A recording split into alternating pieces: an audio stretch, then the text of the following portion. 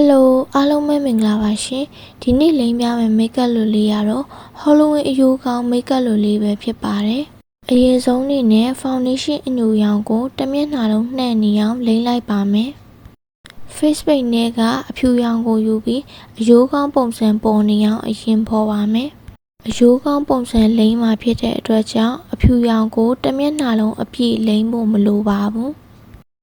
အဖြူပိုပေါ်ခြင်းတဲ့နေရာပဲရွေးပြီးတော့လိမ်းပြီးရပါမယ်။လိမ်းပြီးွားရင်တော့ကာလာတွေခဲမနေအောင်လက်လေးနဲ့ပုတ်ပြီးတော့ဖြတ်ပါမယ်။မေးရိုးနေရာတွေကိုလည်းအဖြူပိုပေါ်နေအောင်ထပ်ထည့်ပေးပါမယ်။အဖြူရောင်တစ်မျိုးတည်းလိမ်းပြီးတဲ့ပုံစံလေးပဲဖြစ်ပါတယ်။ပြီးရင် face paint နဲ့ကအညိုရောင်ကိုယူပြီးမျက်လုံးနှစ်ဖက်လုံးကိုချဲပေးရပါမယ်။ဆွမ်းနာတော့ကအဖြူရောင်မချဲပဲခြံထားခဲ့တဲ့နေရာလေးတွေကိုကိုလိုချင်တဲ့ပုံစံမျိုးရအောင်အညိုရောင်လိုက်ဖြည့်ပေးပါမယ်။လက်ထင်ကိုခြိုက်နေတဲ့ပုံစံမျိုးလေးဖြစ်နေအောင်အရာပေးထားလိုက်ပါမယ်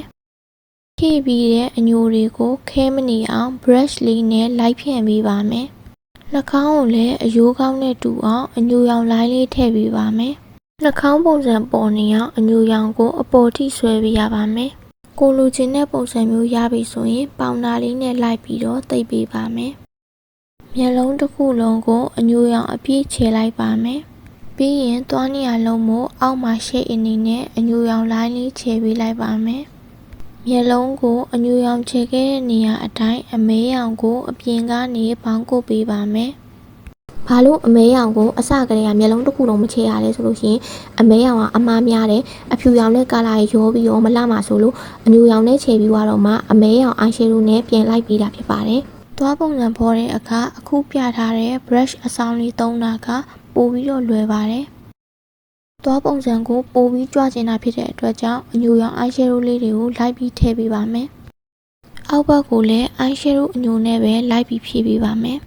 ပါယိုနှစ်ဖက်ကိုခြိုက်နေတဲ့ပုံစံမျိုးလိုချင်တဲ့အတွက်ကြောင့်အညိုရောင် eyeshadow နဲ့ဖြည့်ပေးပါမယ်။သွားပုံစံကိုပိုပြီးတော့ကြွနေအောင်အညိုရောင်လိုင်းလေးထပ်ထည့်ပေးပါမယ်။မျက်ခုံးမွေးကိုအဖြူရောင်ခရင်နဲ့နှစ်ဖက်လုံးဖုံးပေးလိုက်ပါမယ်။ပြီးရင်အဖြူရောင်ခရင်ကိုယူပြီးတော့မျက်လုံးအောက်ဘက်ကို highlight ပုံစံမျိုးလေးလင်းနေအောင်လို့ထည့်ပါမယ်။ခရင်နဲ့လိမ်ပြီးွားရင်ပေါင်နာပြန်သိပ်ပေးရပါမယ်။ eyeshadow အညိုအမုံကိုယူပြီးပြက်နေတဲ့နေရာလေးမှာပြန်လိုက်ပေးပါမယ်။ပြီးရင်အညိုရောင်ထက်ပိုရင်းနဲ့ eyeshadow အမဲကိုယူပြီးတော့အပေါ်ဘက်ကို line အရာလေးပေးလိုက်ပါမယ်။ပြီးရင်အညိုရောင် eyeshadow ကိုယူပြီးပထမအရာပေးခဲ့တဲ့အတိုင်းအပေါ်ကနေထပ်ဆွဲပေးလိုက်ပါမယ်။အောက်ဘက်မီးယူကိုအကုန်လုံးအပြည့်မီးယူပဲမလိုတဲ့နေရာတွေကို eyeshadow နဲ့ဖုံးပေးလိုက်ပါမယ်။အောက်ဘက်မှာ eyeshadow မှိန်သွားတဲ့နေရာတွေကိုထပ်ဖြည့်ပေးပါမယ်။ပြီးရင် brush အပြားလေးနဲ့အဖြူအဆက်လေးလိုက်ချပါမယ်။အရာပေးခဲ့တဲ့အဆက်လေးပေါ်ကနေပြီးတော့အဖြူရောင်လိုင်းလေးထပ်ဆွဲပေးပါမယ်